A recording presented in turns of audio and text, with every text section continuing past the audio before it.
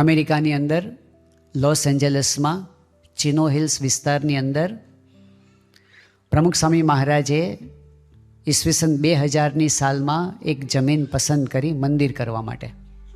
ઘણા વર્ષોની હરિભક્તોની તપશ્ચર્યા હતી, જગ્યા શોધતા હતા અને આ જગ્યા બાપાએ પસંદ કરી કે અહીં આપણે મંદિર કરવું છે.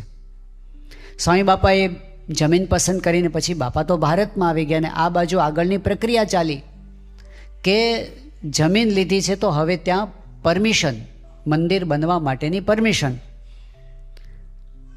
એટલો કોન્ફિડન્સ બધાને નહોતો કે કદાચ પરમિશન મળે કે ના પણ મળે, એટલે કોન્ટ્રાક્ટ એવો રાખ્યો હતો કે દર મહિને એક રકમ આપવાની, જે જમીન માલિક હોય ને એને કોન્ટ્રાક્ટ ચાલુ રાખવા માટે. અને ધારો કે 6 મહિના કે વર્ષ પછી એવી ખબર પડે કે અહીં પરમિશન મળવાની નથી, તો જેટલા આપી દીધા છે એટલા જતા રહે, બાકી છે એટલા રાખવાના. એવું કરવાનું કારણ એ હતું કે બધા રૂપિયા આપી દે, બધા ડોલર આપી દે અને જમીન ખરીદે, પછી પરમિશન ન મળે તો જમીન માથે પડે. એટલે હરિભક્તો આ પ્રમાણે કોન્ટ્રાક્ટ રાખ્યો હતો કે ચલો ભાઈ આપણે ડોલર આપતા જશું અમુક અમુક હપ્તાની અંદર અને કોન્ટ્રાક્ટ ઊભો રાખીશું, ચાલુ રાખીશું. પણ 2001ની સાલ 1 વર્ષ પૂરું થઈ ગયું, પરમિશન મળી નહીં. બીજું વર્ષ પૂરું થયું, પરમિશન મળી નહીં. ત્રીજું વર્ષ પૂરું પરમિશન ન મળી. એટલે બધાને થયું કે હવે તો બહુ થઈ ગયું. એવી વિનંતી પણ એક વખત આવી કે બાપા હવે આપણે અહીં છોડી દઈએ, અહીંયા આપણને પરમિશન મળે એવું લાગતું નથી, આપણે બીજે જઈએ. ત્યારે સ્વામી બાપાએ કીધું તમને નથી દેખાતું, મને દેખાય છે, મંદિર ત્યાં જ થશે, આપણે ચાલુ રાખો. 2004ની સાલ પ્રમુખ સ્વામી મહારાજ લોસ એન્જલસ ગયા અને સ્વામી બાપા કે આપણે શિલાન્યાસ કરી દેવો છે. અરે બાપા શિલાન્યાસ ક્યાંથી થાય? હજી તો એ જમીન ઉપર આપણે કંઈ કરી ના શકીએ, હજી આપણને પરમિશન મળી નથી. બાપા કે ભલે પરમિશન ન મળી, આપણે શિલાન્યાસ કોઈક હોલની અંદર સભા કરીને એમાં કરી દેશું. શિલાન્યાસ બીજી જગ્યાએ કરવાનો, જે શિલા પધરાવવાની ત્યાં નહીં. બાપા કે આપણે શિલાનું પૂજન કરી દઈએ. અને એ પૂજન બાપાએ કર્યું અને સ્વામીએ એકદમ જાહેરમાં બધાને વચન આપ્યું કે ભવ્ય મંદિર થઈ જશે અને બધા સુખેથી ઉપાસનાનો જયનાથ થશે ને આપણે ભજન કરીશું. બાપા ત્યાં કહીને આવ્યા, પ્રયત્ન ચાલુ રાખો. ત્યાંના કાયદા પ્રમાણે પબ્લિક હિયરિંગ કરવામાં આવે. જે સિટીની અંદર આવું પ્રોજેક્ટ આવવાનો હોય એ એરિયાની અંદર પબ્લિક હિયરિંગ કરવામાં આવે. હવે જ્યાં આ મંદિર કરવાનું હતું એ જગ્યાએ આજુબાજુના વિસ્તારમાં કેટલાક લોકો, એને પૂર્વગ્રહ હતો, હિન્દુ ધર્મ પ્રત્યે પૂર્વગ્રહ હતો. અને એટલે આ મંદિર અહીંયા ન બને એ માટેનો અપપ્રચાર એમણે ચાલુ કર્યો. અને અપપ્રચાર એવો અવળી રીતે ચાલુ કર્યો કે જો અહીંયા આગળ મંદિર થશે તો આપણા સિટીની અંદર ટ્રાફિક વધી જશે, અહીંયા આગળ ગીર્દી વધી જશે, અહીંયા આગળ ઘોંઘાટ વધી જશે, અહીંયા આગળ આપણને અશાંતિ વધી જશે. એની એક વેબસાઇટ ચાલુ કરવામાં આવી, સ્પેશિયલી વેબસાઇટ, પ્રોજેક્ટનો વિરોધ કરવા માટેની સ્પેશિયલ વેબસાઇટ ચાલુ કરવામાં આવે. જો વિરોધ આસુરી શક્તિ પણ ઘણી વખત બહુ ઓર્ગેનાઇઝડ હોય છે,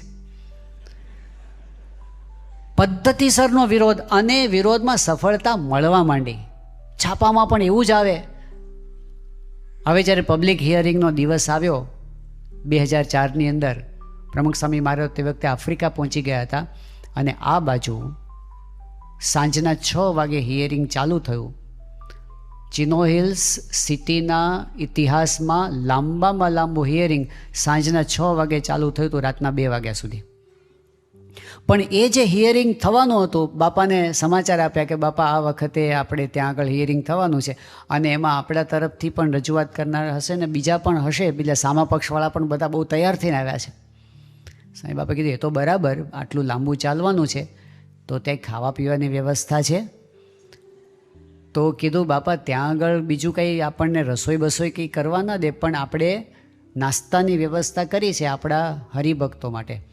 બાપા કે જે વિરોધ કરવા માટે આવ્યા છે ને એને પણ નાસ્તો કરાવજો, વેરો હાથરો ન કરતા, એ બધાને પણ પ્રેમથી જમાડજો. અને બાપાએ કર્યું અને એ લોકોએ પ્રેમથી નાસ્તો કરીને વિરોધ કર્યો,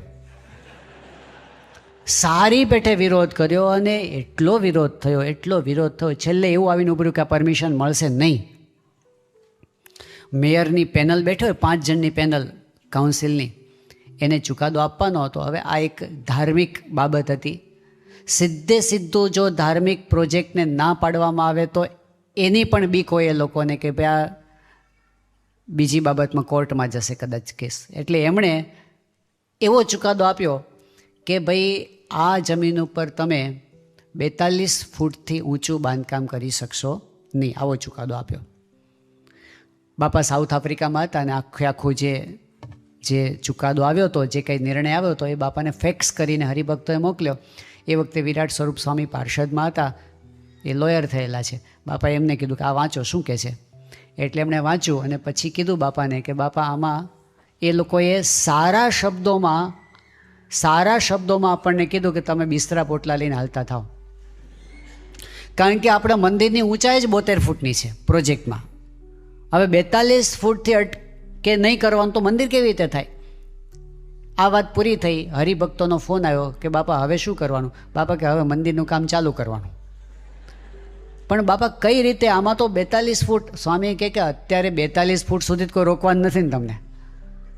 પણ પ્લાન કેવો? સ્વામી ઓરિજિનલ પ્લાન. હવે 72 ફૂટનું મંદિર તમે કરવાનું ચાલુ કરો ને અરે 42 અટકી જાય, તમે વિચાર કરો કેવું બુઠ્ઠું થાય. સ્વામી કહે કે જ્યારે મંદિર થશે ને ત્યારે પરમિશન મળી જશે, તમે ચાલુ કરો બધું. એની તો ના આજુબાજુના બિલ્ડિંગો ચાલુ કરો. સ્વામી કે એની ક્યાં ના પાડે છે? હવે આ બધું માથે પડે તો પણ બાપાના વચનમાં વિશ્વાસ અને હરિભક્તોએ કામ આગળ ચાલુ કર્યું. 2006ની સાલમાં જ્યારે સ્વામી બાપા અહીં પધાર્યા હતા ને, પેલું શું કહેવાય ધોળો ધુમાડા વખતે, ત્યારે તે વખતે અમેરિકાથી પણ આવ્યા હતા બધા હરિભક્તો અને આપણા મુખ્ય ટ્રસ્ટીઓ. સ્વામી બાપાએ એ વખતે કીધું કે 2007માં હું આવું છું અમેરિકા અને આપણે એલએના મંદિરની પ્રતિષ્ઠા કરી દેવી છે. અરે પણ બાપા પ્રતિષ્ઠા હજી તો મંદિર ક્યાં થયું છે? બાપા કે ભલે ને મંદિર ના થયું હોય, હવેલીમાં પ્રતિષ્ઠા કરશું. પણ બાપા હવેલી નહીં થાય. બાપા કે કાંઈક તો તૈયાર થશે ને, મારે પ્રતિષ્ઠા કરી દેવી છે. કારણ કે બધી મૂર્તિઓમાં હું પ્રતિષ્ઠા કરી દઈશ. અને બાપા 2007માં આવ્યા. ઇતિહાસમાં પહેલી વખત એવું થયું, પહેલાં પ્રતિષ્ઠા થઈ ને પ્રતિષ્ઠા પછી નગરયાત્રા નીકળી ને નગરયાત્રા પૂરી થઈ પછી મંદિરનો પહેલો પથ્થર મુકાયો.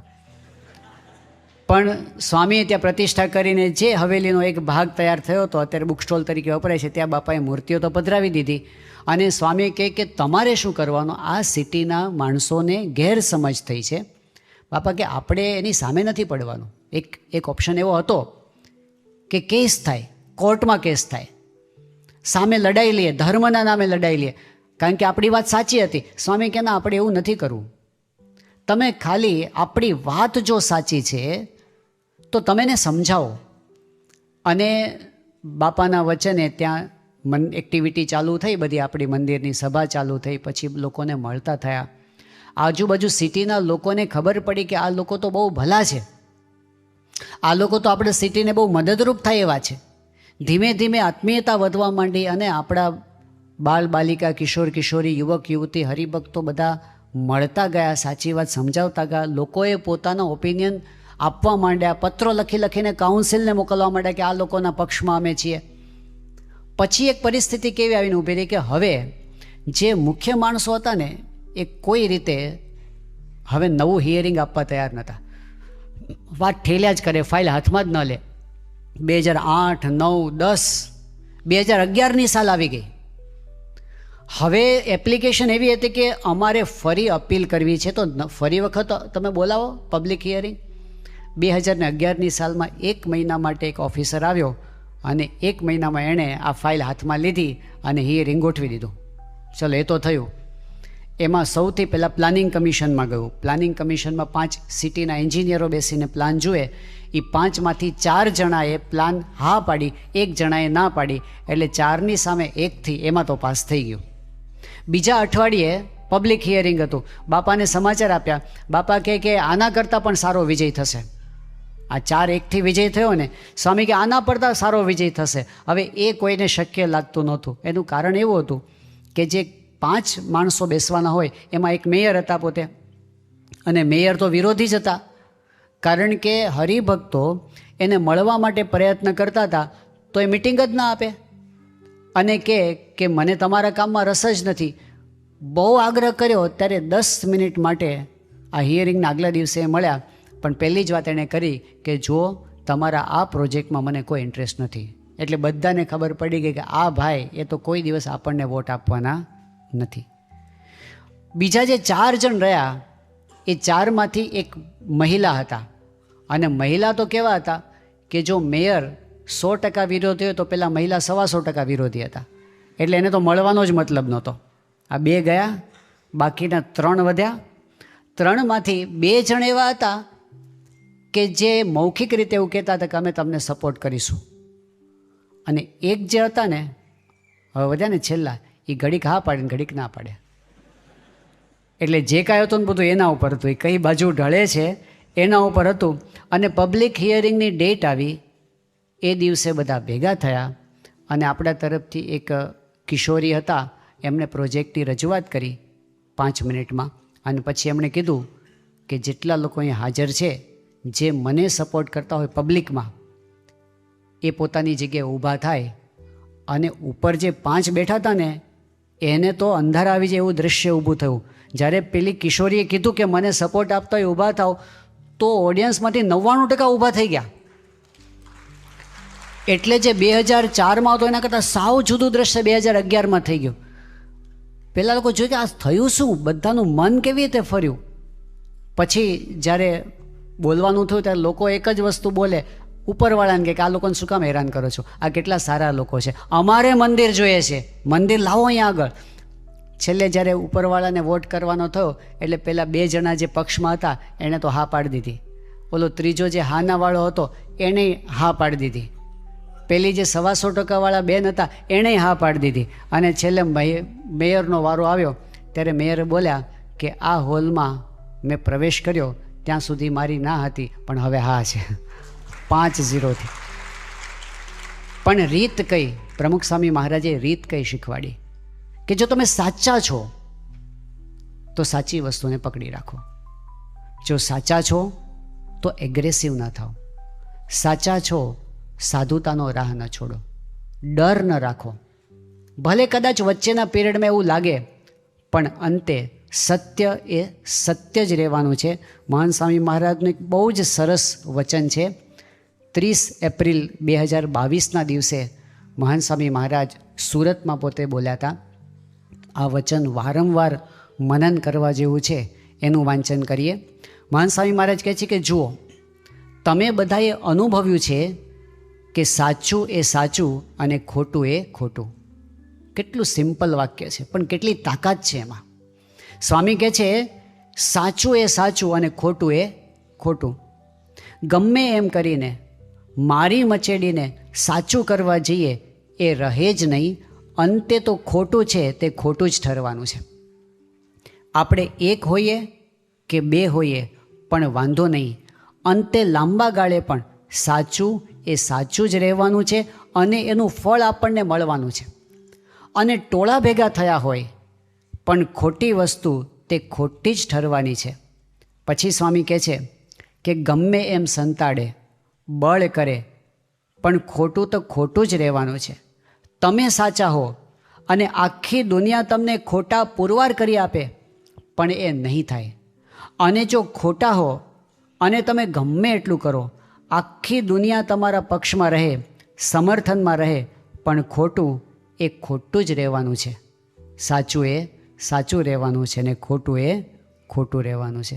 આ એટલી સરસ વાત છે કે આપણા મન પરથી બધો ભાર કાઢી નાખે, ટેન્શન કાઢી નાખે. કારણ કે આપણને ચિંતા બીજાને સમજાવવાની વધારે હોય છે કે આ સાચી વાત સમજે, પણ આપણે સાચી વાત પર ચાલતા જ રહીએ, ચાલતા જ દુનિયા સમજશે.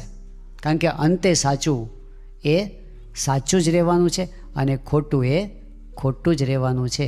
એટલે સત્સંગ, નિષ્કાન સ્વામીએ કેટલી સરસ વાત કરી દીધી. આ સત્સંગને જો એક શબ્દમાં, સત્સંગને જો મૂલવવો હોય એક વિશેષણમાં, તો હજારો વિશેષણ છે, પણ એમણે પસંદ કયું કર્યું કે સાચો મળ્યો છે સત્સંગ એને અચળ કરી. સત્સંગ જેવું સાચું દુનિયામાં કાંઈ નથી. એ સાચી વસ્તુને જો આપણે સાથે રાખીએ તો આપણો વિજય અને વિજય છે. એ સાચા સત્સંગની વાત આપણને નિષ્કુળાનંદ સ્વામીએ સમજાવી છે. એને વિશેષ આપણે હવે પછીના દિવસોમાં જોઈશું. શ્રી સ્વામિનારાયણ ભગવાનની જય.